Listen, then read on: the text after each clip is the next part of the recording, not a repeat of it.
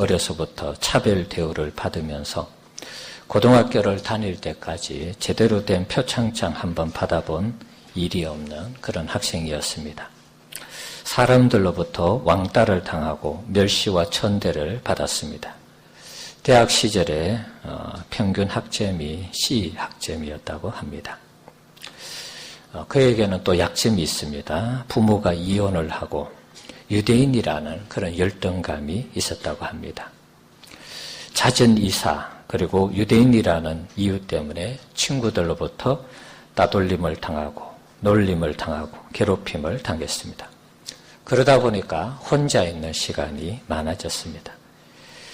그러면서 공상에 빠지고 혼자 그림을 그리고 글을 썼다는 것입니다. 이런 그에게 이 세계적인 영화 감독으로 성공을 시킨 그 원동력은 어머니 레아 아들러였다는 것입니다. 이 레아는 열등감에 사로잡힌 아들을 무시하거나 야단치지 않고 아들 대신 동네 친구들을 또 징벌하지도 않았습니다.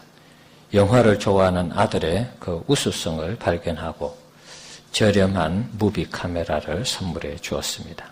그래서 스티븐 스필버그가 독학으로 영화를 찍을 수 있도록 영화 공부를 할 수 있도록 도와주었습니다.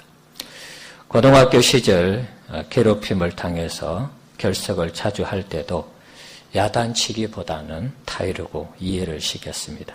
그래서 집에서 영화에 대한 공상을 하고 영화를 찍으러 갈 때도 오히려 그것을 아들 입장에서 두둔했다고 합니다.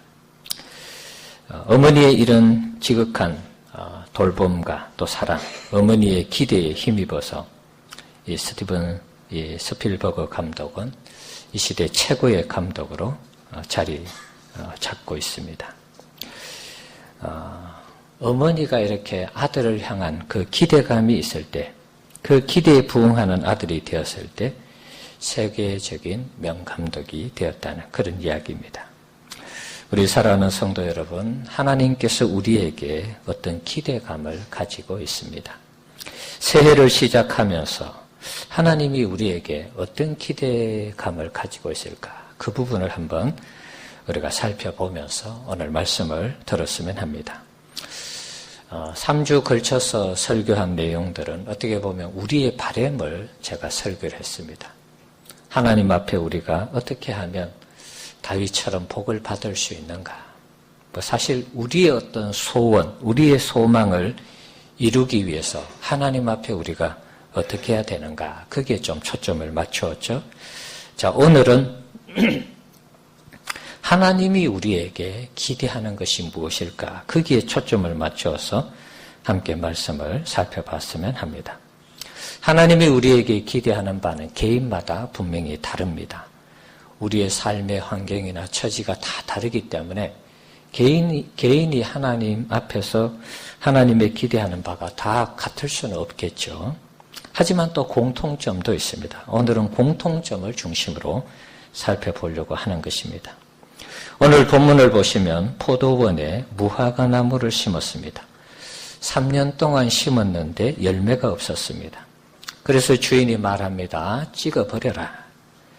자, 그랬을 때 이 포도원 지기가 1년만 더 시간을 주시면 제가 한번 다시 잘 관리해보고 그래도 열매가 없으면 찍어버리소서. 그때 찍어버리죠. 그런 얘기를 합니다.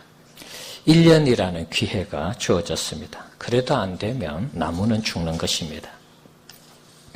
이 말씀은 겉보기에는 열매가 없으면 찍어버린다. 그런 얘기 같은데 1절에서 5절의 말씀을 연계해서 보면 성경을 읽을 때는 항상 문맥과 이 여러 상황들을 같이 종합해서 해석을 하셔야 됩니다.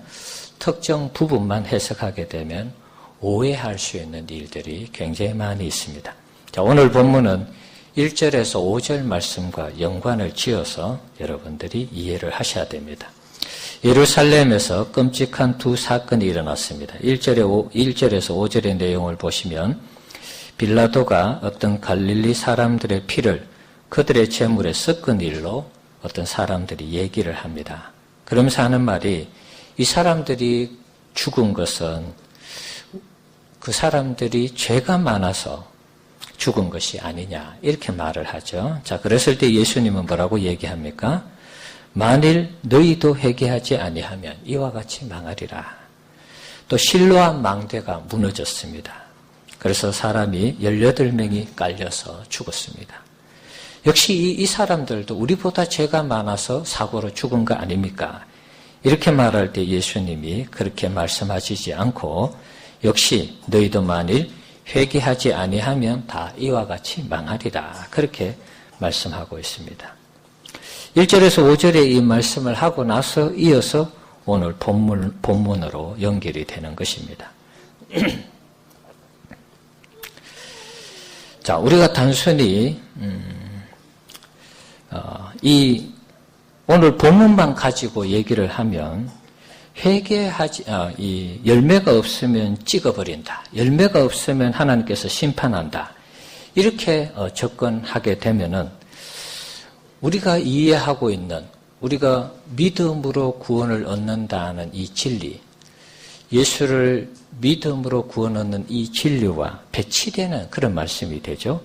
열매 가지고 사람을 심판하고 심판하지 않고 이렇게 한다면 행위 구원에 해당되는 것입니다. 그래서 그렇게 해석하면 오늘 본문의 이상한 방향으로 가는 것입니다. 그래서 1절에서 5절의 말씀과 연계해서 이 말씀을 보시면 이 말씀이 누구에게 해당되는 말씀이냐 하면 유대인들에게 해당되는 말씀입니다. 유대인들이 하나님의 아들 예수님이 와서 복음을 전했는데 듣지 않습니다. 믿지 않습니다.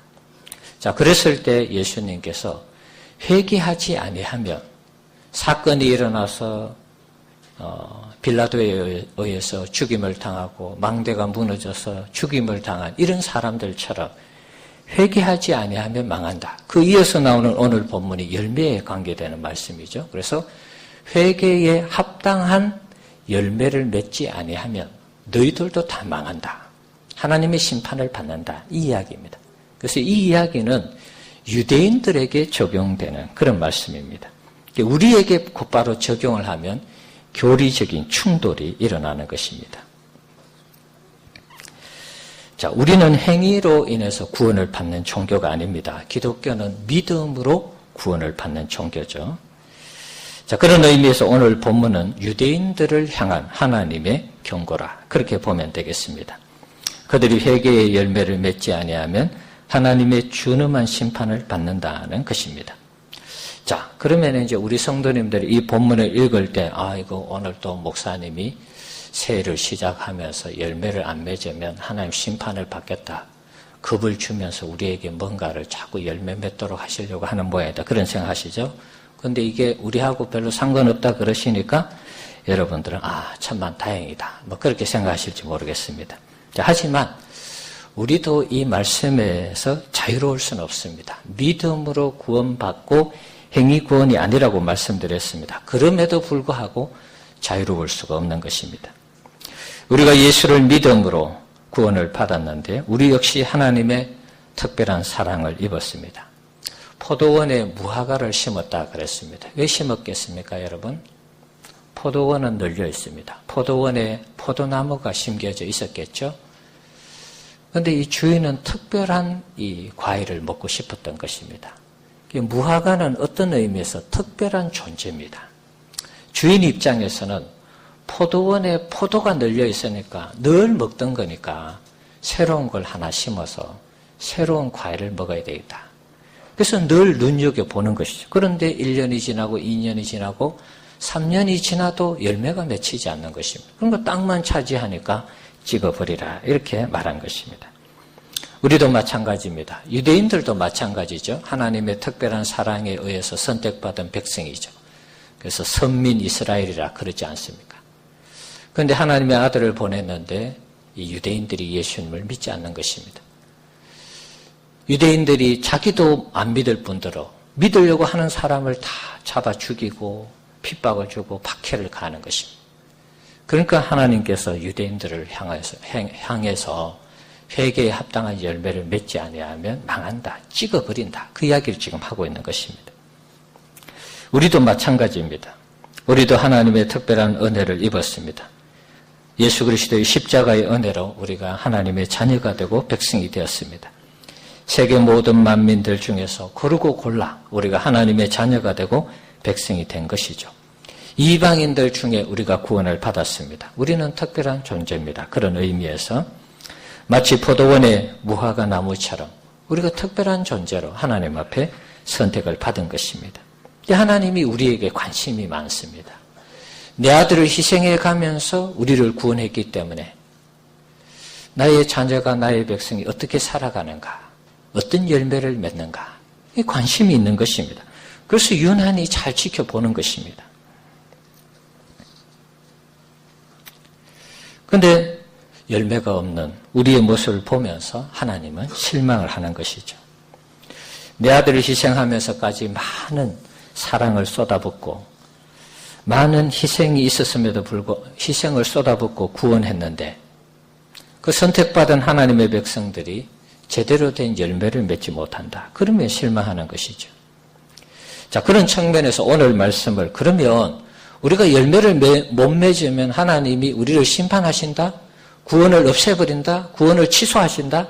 그렇게 받아들일 것이 아니고 하나님이 우리에게 주시는 경고의 메시지로 우리가 그렇게 받아들이면 좋겠습니다. 매년 우리가 신앙생활을 하고 있습니다. 우리 나름의 삶을 살아가고 있습니다. 하나님이 기뻐하는 그 열매가 없다면 우리가 하나님 앞에 너무 죄송하잖아요. 새해를 맞이했습니다, 여러분. 작년에도 새해를 맞이했고 그 재작년에도 새해를 맞이했습니다. 자, 원래 치면 이제 3년이라고 예를 들어보겠습니다. 3년 동안 우리가 신앙생활 나름대로 한다고 했는데 하나님이 우리를 보면서 기대하는 열매가 분명히 있을 터인데 그 열매를 우리가 맺지 못한다면 하나님의 마음이 어떠하겠습니까? 하나님이 어떻게 보면 좀 실망하실 수 있겠죠.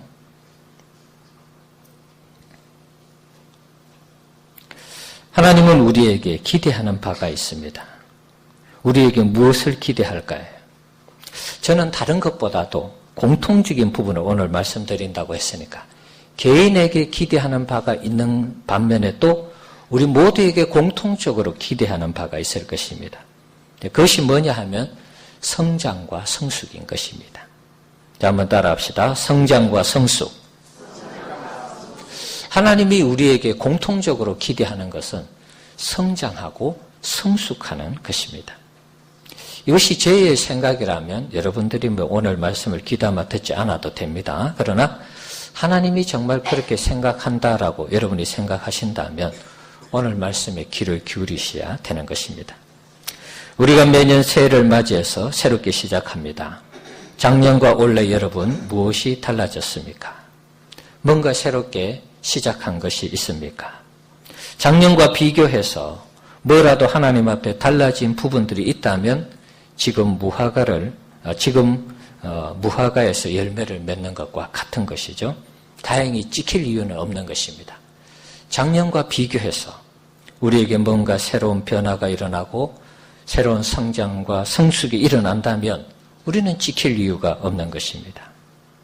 만약에 그렇지 않다면 원래 찍힐 생각을 하시고 성장과 성숙에 여러분 좀 관심을 가지시고 고민을 하셔야 됩니다. 여기서 찍는다라는 표현이 우리의 구원을 취소한다 그 이야기가 아닙니다. 잘못하면 오해할 수 있는데 그것은 행위 구원으로 연결됩니다. 다만 하나님이 우리를 보시고 찍어버린다라고 이렇게 표현을 하실 때에 우리의 성장과 성숙이 멈추고 늘 하나님 앞에서 무화과 나무처럼 열매 맺지 못하고 자리만 차지하는 이런 상황이라면 하나님께서 우리에게 강력한 징계를 선택하실 수 있다는 것입니다. 이게 협박이 아니고 우리가 매년 똑같은 한 해를 살면은 우리가 의미가 없지 않습니까? 매년 똑같은 한 해.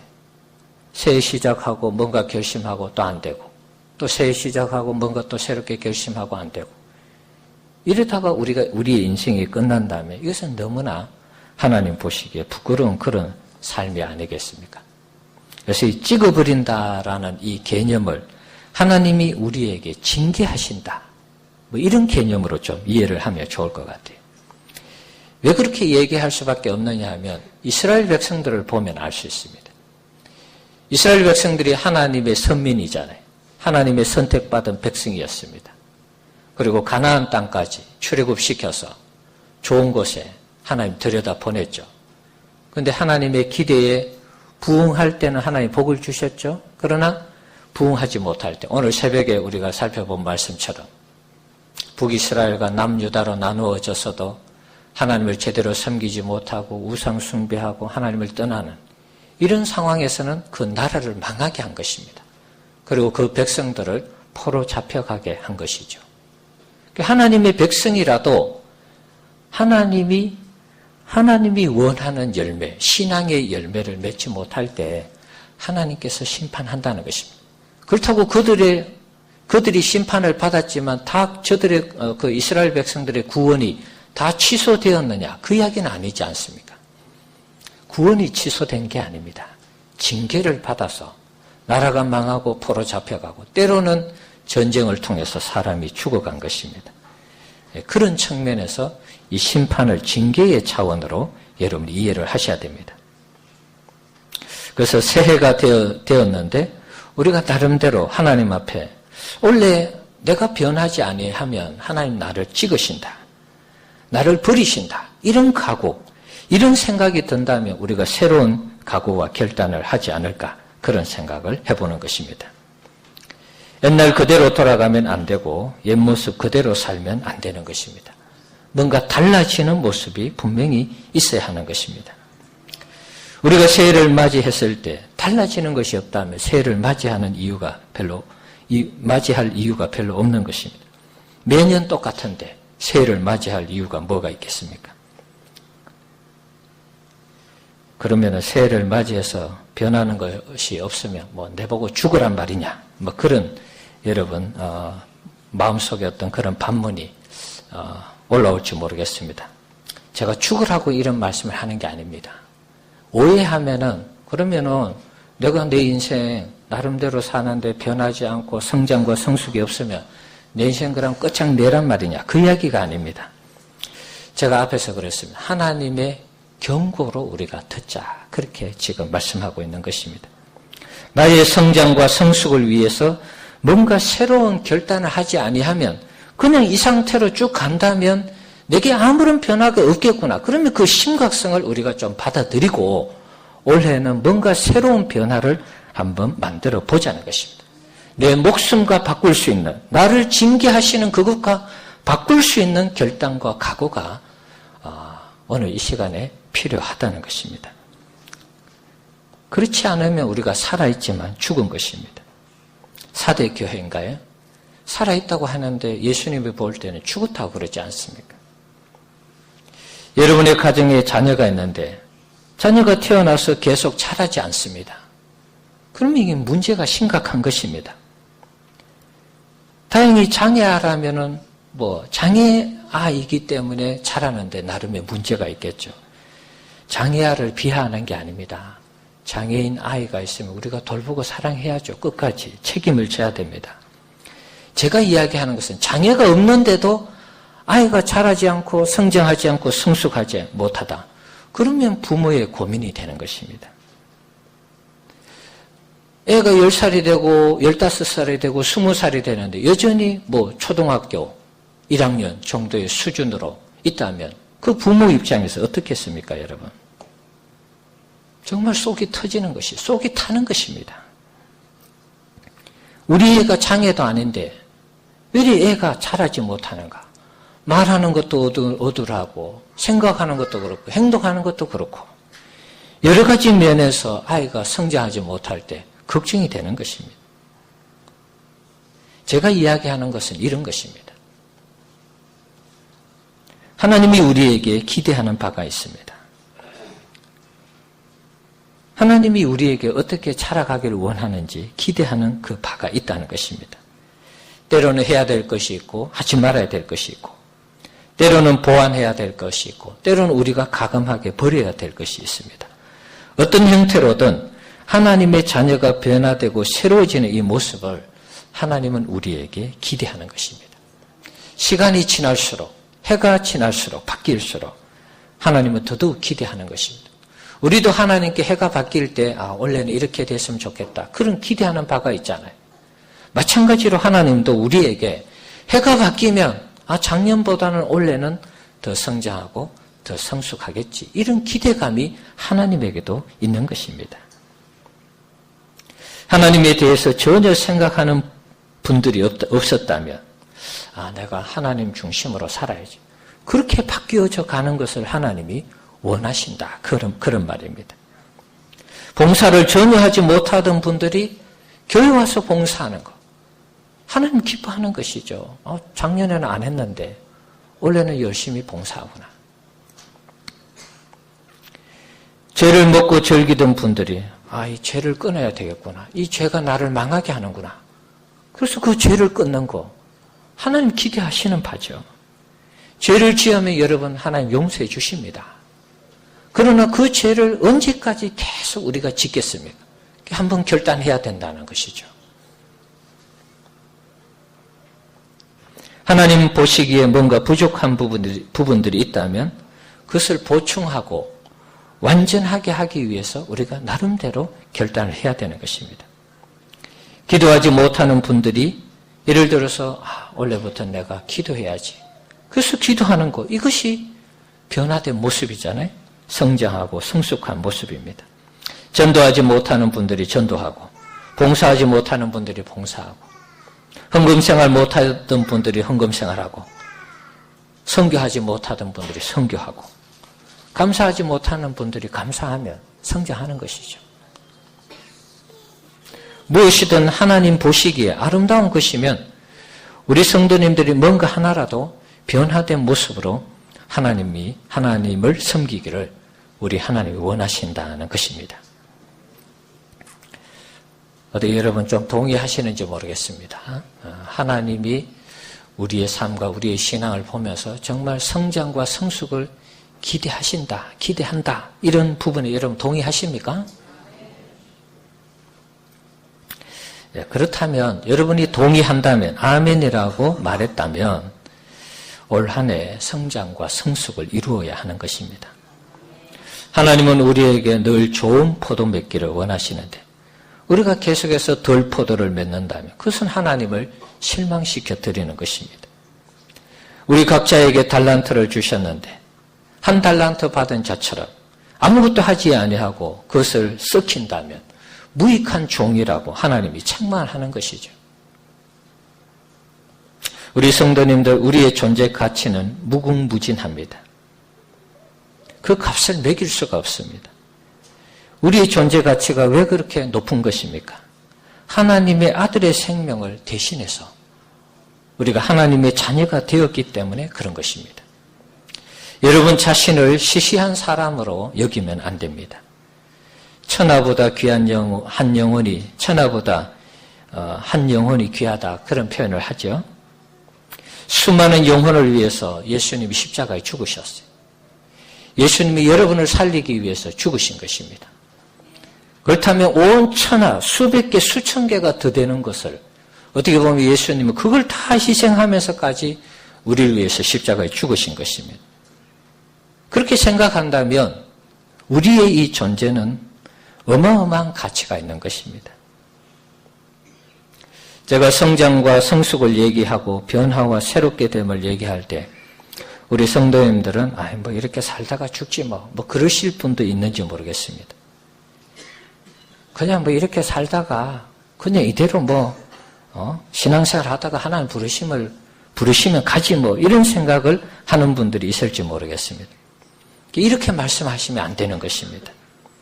그것은 십자가에 죽으신 주님의 사랑을 무시하는 것입니다. 천하보다 귀한 한 영혼이 귀한데 그 한 영혼을 수많은 영혼을 살리기 위해서 예수님이 십자가에 죽으셨는데 얼마나 많은 천하입니까 여러분. 그 천하를 우리와 맞바꾸셨다 그런 말이죠.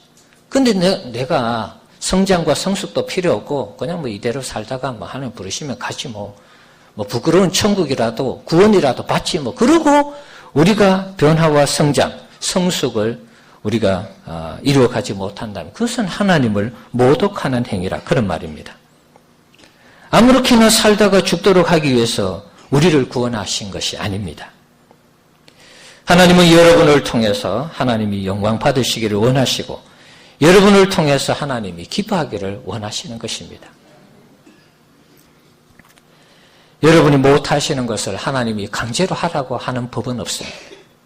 달란트 비율을 보면 각각 5달란트, 2달란트, 1달란트를 줬습니다. 1달란트는 6천만 데나리온이라 그랬습니다. 한 데나리온의 값이, 한 달란트의 값이 6천 데나리온입니다. 죄송합니다. 1만 달란트가 6천만 데나리온입니다. 그러니까 한 달란트는 몇 데나리온이죠? 60만 데나리온인가요? 예. 우리나라 돈으로 환산을 하면 하루 1인 하루 이제 1일 이 노무 일당을 받고 일을 한다 하면 10만 원을 예를 들면은 한 달란트 값은 6억에 해당되는 것입니다. 그러니까 1만 달란트는 6조라고 제가 그랬죠. 그러니까 6억이라는 돈이 작은 돈이 아닙니다. 5달란트, 2달란트, 1달란트 각각 받았지만 그 액수가 작은 액수가 아니라는 것입니다. 우리에게 나름대로 각각의 재능을 하나님께서 다 주셨어요. 그 재능을 가지고 하나님 앞에 우리가 섬기면 되는 것입니다. 우리에게 주신 그 재능을 그냥 고스란히 땅에 묻어두면 주님이 뭐라고 그러셨습니까? 악하고 무익한 종이라 그랬죠.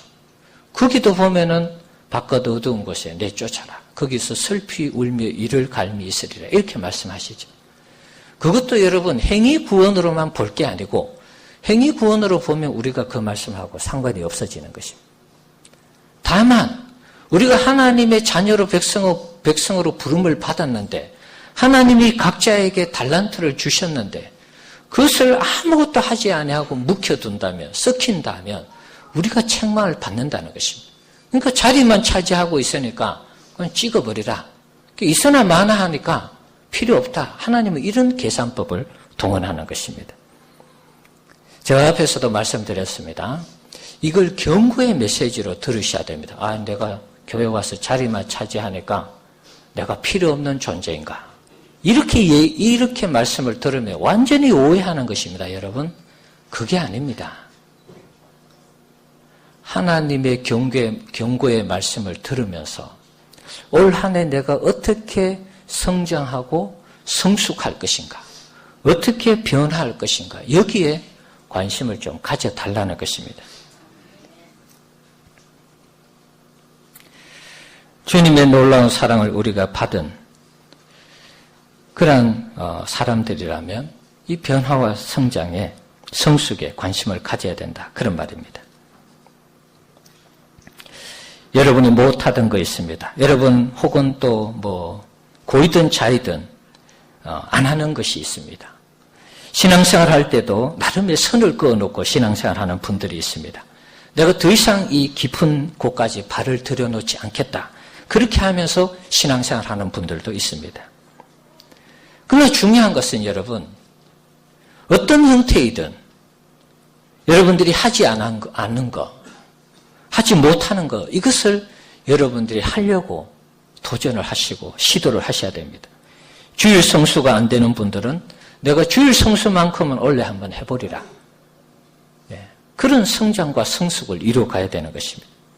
봉사하는 것도 마찬가지고 기도생활, 헌금생활, 전도하고 선교하고 훈련받는 거 다 마찬가지입니다.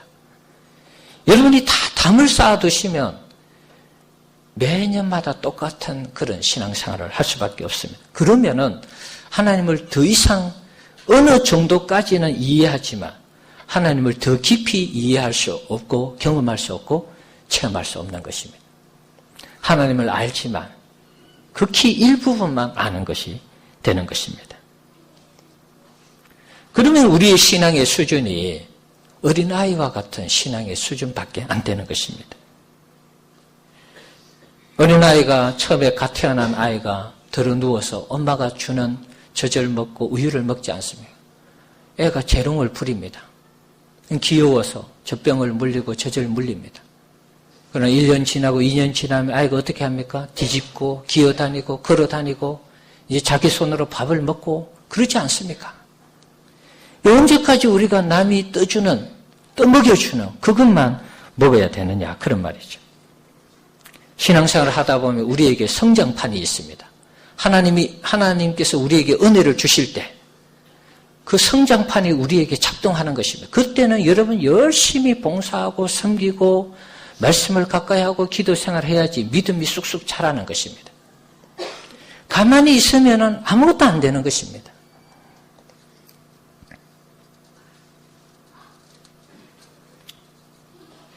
우리의 믿음이 자랄 때 하나님이 그때 우리에게 하나님의 일을 맡겨주시는 것입니다.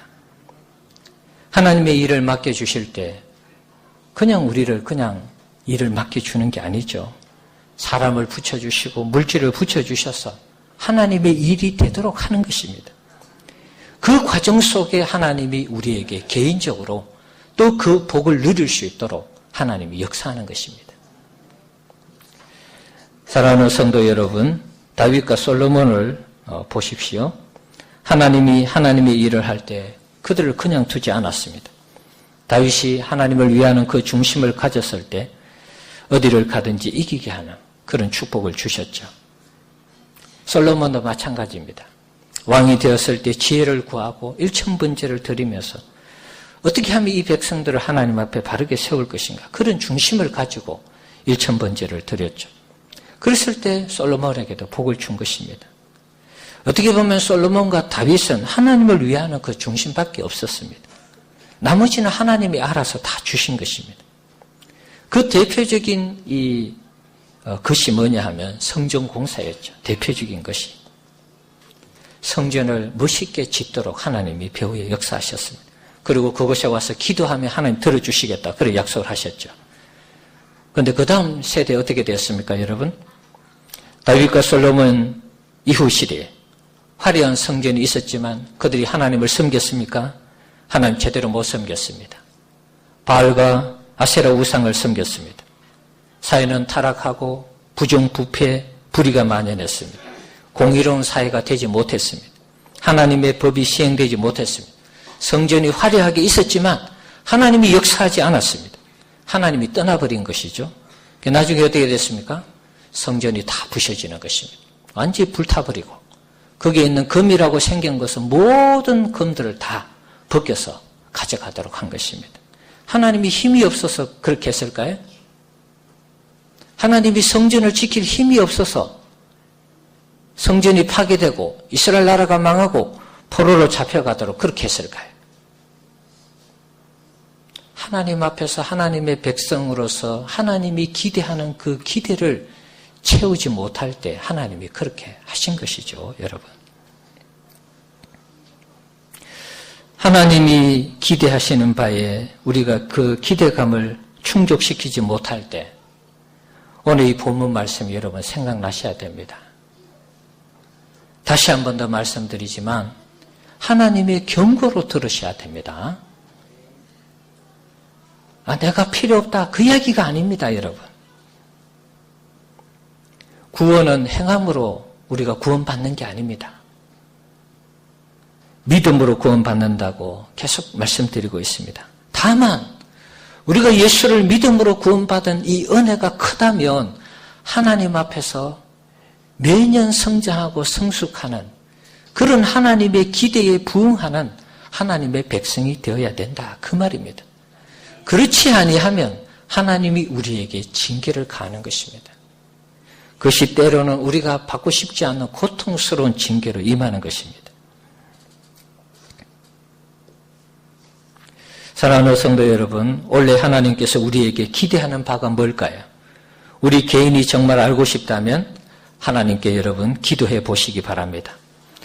하나님 내게 기대하는 바가 무엇입니까? 그 마음, 그 중심을 가지고 하나님께 기도한다면 하나님이 여러분에게 반드시 응답하십니다. 여러분의 마음을 감동시켜서 그래 내가 기대하는 바는 이거야. 이렇게 하는 거야. 이거 안 하는 거야. 이렇게 살아가는 거야. 하나님이 반드시 그렇게 말씀하실 것입니다.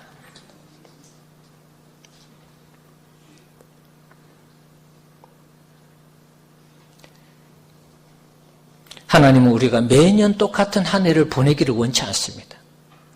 또다시 말씀드리지만 어린 아이가 태어나서 그 자리에 정체되어 있는 것을 부모가 원치 않는 것처럼 하나님도 우리가 신앙생활을 하면서 매일 그 자리에 있는 걸 원치 않는다, 그런 말입니다. 그렇게 되면 우리가 무익한 종이 되는 것입니다. 우리 성도님들, 하나님의 기대에 부응하는 우리 성도님들 되시기를 주님의 이름으로 축원합니다. 스티븐 스필버거가 어머니의 기대에 부응했을 때 세계적인 명감독이 되었습니다. 사람의 기대에 부응해도 세계적인 사람이 되는데 하나님의 기대에 부응하는 사람이 된다면 여러분 어떤 사람이 되겠습니까? 비교가 되겠습니까, 여러분? 하나님의 기대에 부응하는 사람이 돼야 되는 것입니다.